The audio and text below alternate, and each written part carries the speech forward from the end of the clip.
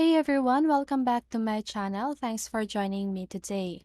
And for those of you who are new here, on this channel we share helpful tutorials and how-to guides. In today's video, I'll be showing you how to remove background noise in CapCut using your computer.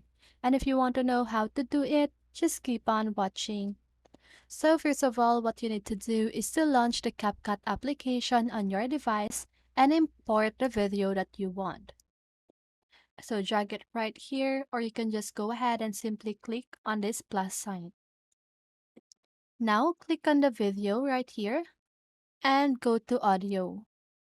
And under the audio section, check this box for noise reduction. Okay, so now just go ahead and play your video and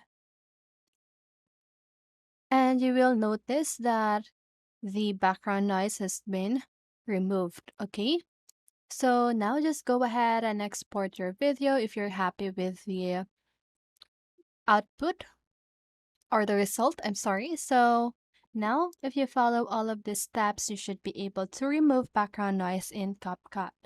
Okay, so that's it. I hope this video helped you, and if it did, make sure to like, subscribe, and hit the bell notification so you won't miss a video. See you in the next one, and have a great day.